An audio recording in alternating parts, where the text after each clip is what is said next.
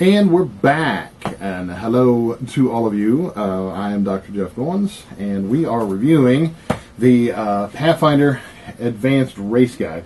I don't know why I look at it as if I don't know what I'm reviewing, but it's like when you order, and you know exactly what you're going to order at a restaurant, and you still have to have the menu in your hand, looking at it. I would like the hamburger and fries. Like, really? You needed a menu for that?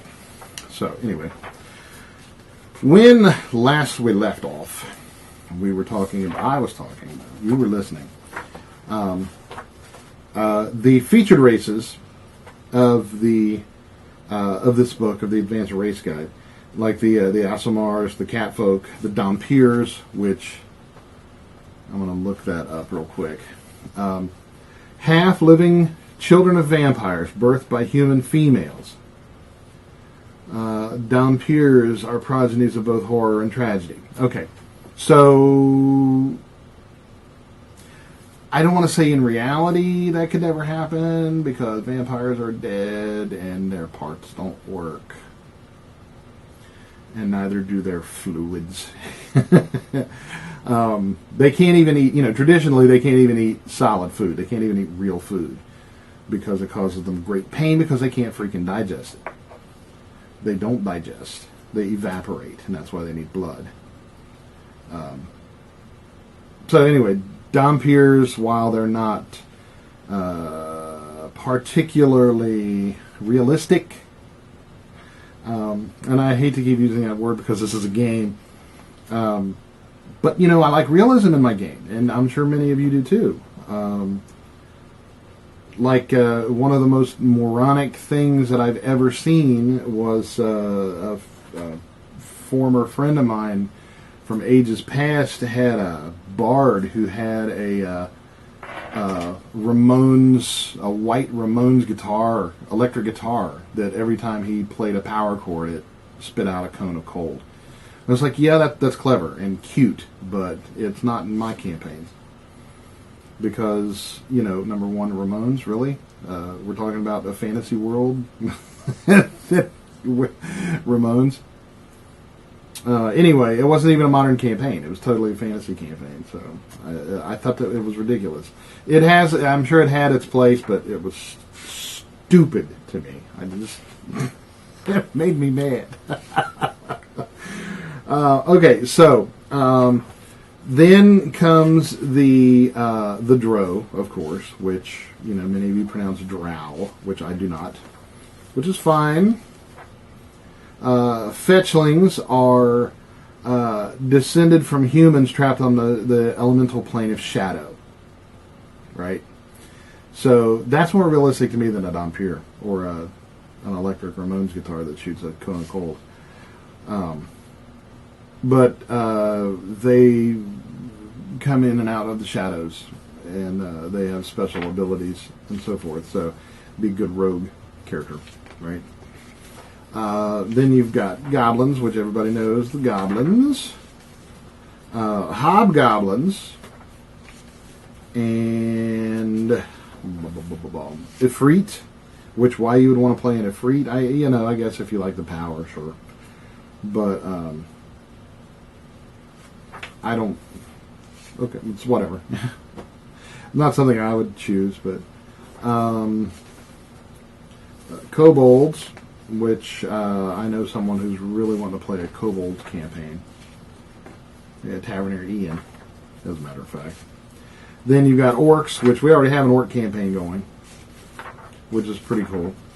Then the Orids, which are like stone dudes. They're like the Goliaths in the Races of Stone book in D&D, only they're like the Goliaths' bigger, grumpier dads. Which I might roll up one of those, personally. Then the rat folk, which of course are very Asian. And I'm not saying that as a racial slur. There's the Hengeyokai are a race of animal. It's a race of different animal creatures, like anthropomorphized animals, and the rat folk are amongst them or among them. Then you've got the Sylphs and the Tengu, which, I told you about the 57 Ronin, 28 Ronin. Then the Tieflings, which, okay, big deal. I don't like Tieflings. The interesting thing is it tells a lot about a person by the type of character they play, the type of race they play. And many, I'm not going to say everyone, because I know there's a lot of really cool people who like to play all kind of different races.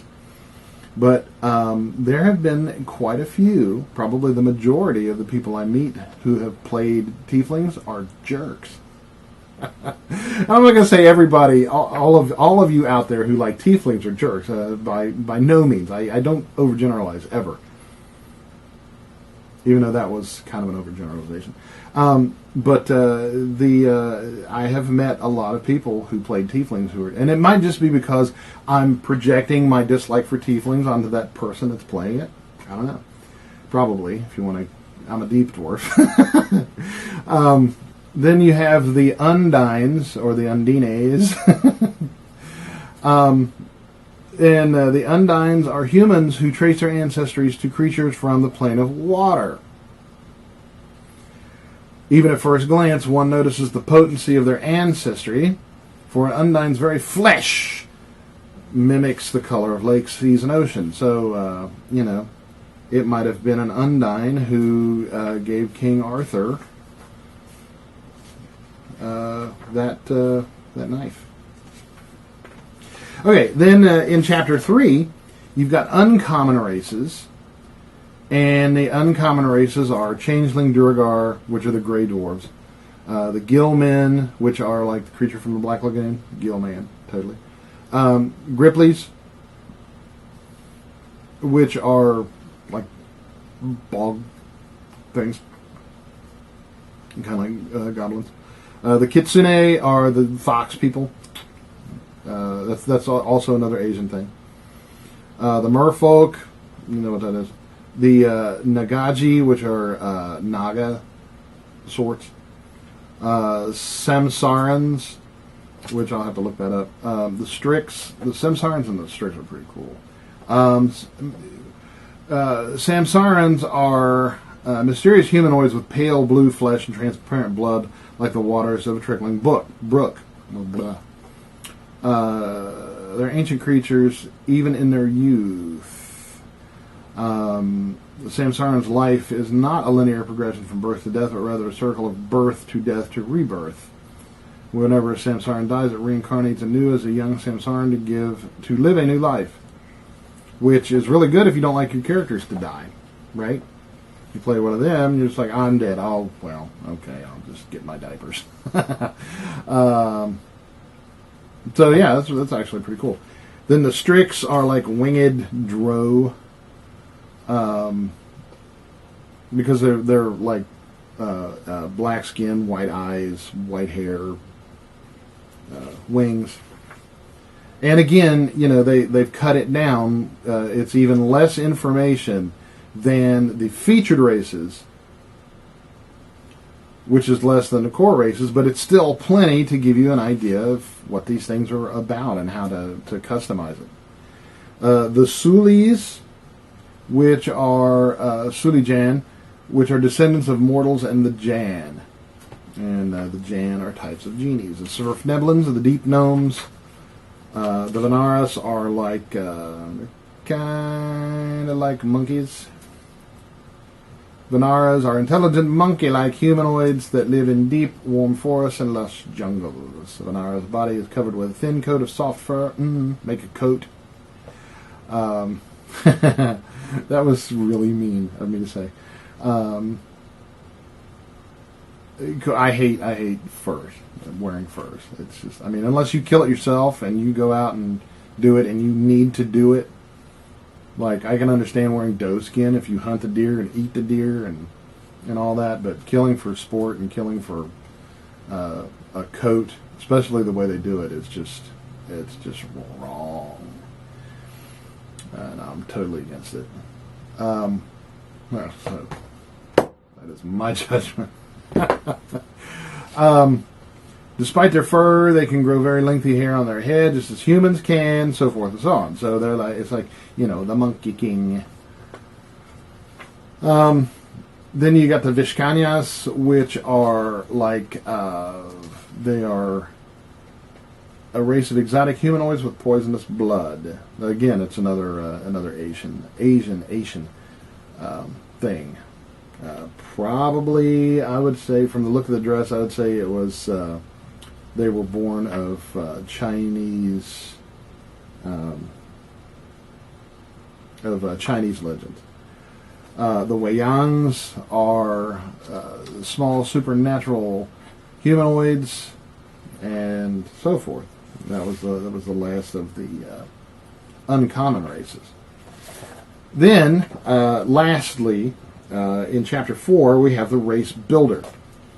And the Race Builder allows you to build your own race, which is probably why they cleverly called it the Race Builder, right?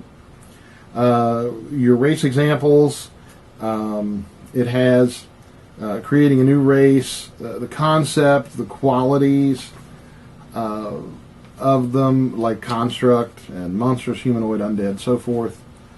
Very detailed. I'm liking the detail of it. Racial traits, which is things like advanced charisma, breeze-kissed, crystalline form, deathless spirit, and so on.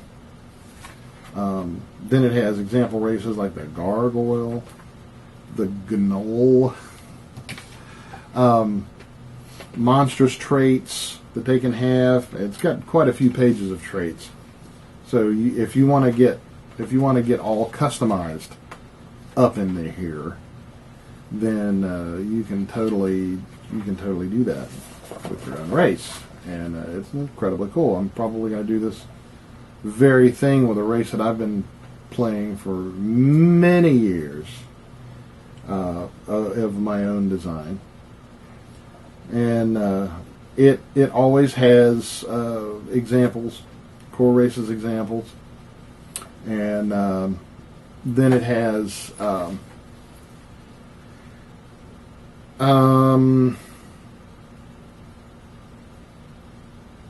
it has a number of race points, which is represented in RP that you have, and you when you want to create a race. And let me back up here for just a moment.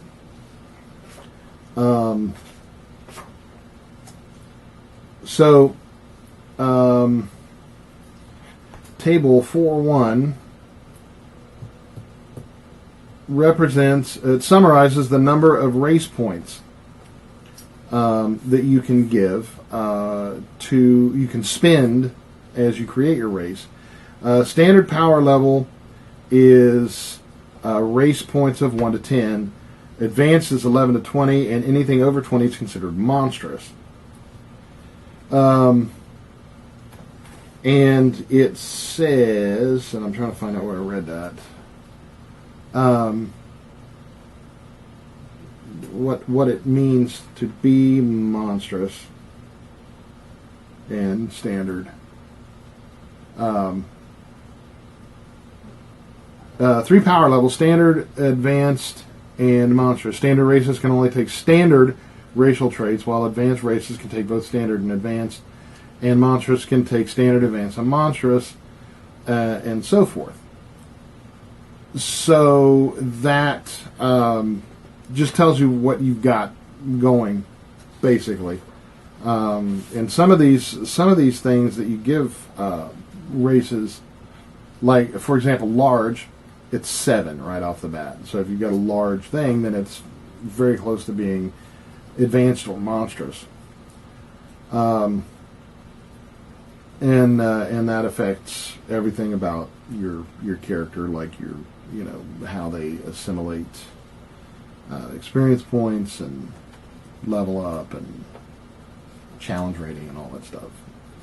So, dwarves, for example, they're humanoid 0 and 0 race points. Their medium, which is 0. Their base speed is slow, which is -1. Their ability scores are standard, which is 0. Language is standard, 0. They have lesser defensive training, which is 1. They're hardy, which is 3. They're stable, 1. Greed, 1. Stone cunning, 1. Hatred, 1. Weapon familiarity, 2. And dark vision is 2, which gives them a total of 11 race points, which puts them in the advanced class. Elves have 10, which is standard. What else is this? This is gnomes have 10, which is standard. Half elves have 10. Half orcs have 8. Poor guys. Halflings are 9. Humans are 9, and so forth. The expanded races, Asimars have 15, and so forth. So it's very detailed. I mean, I really like the amount of detail. 3 pages of tables for height and weight for various classes and races, and then you've got spells that are listed, and so forth. 5 axes for the advanced race guide. Really enjoyed it. It gave me a lot of really cool ideas, just like the what I was talking about, the Dwarven gunslinger, right? Because I can see these like short, stubby, big bore, like hand cannons, and that's kind of World of Warcraft sort of thing. I guess. I'm kind of disappointed that it didn't have cool races like minotaurs and other monstrous races, but I can't really hold them at fault for that. So yeah, I'm sticking with 5 axes. Awesome book. I definitely recommend it. It's the Advanced Race Guide from www.paizo.com/Pathfinders. I hold my menu up in front of me like I've never seen where this book comes from. Yeah, don't forget to look them up and tell them that the Dwarven Tavern sent you. And don't forget to look us up at www.dwarventavern.net. This has been a review of the Advanced Race Guide. And on behalf of the entire cast and crew of the Dwarven Tavern, I am Dr. Jeff Goins, wishing you to want for nothing but adventure. At first I feared it, but then I charged. Thanks for watching, and we'll see you next time.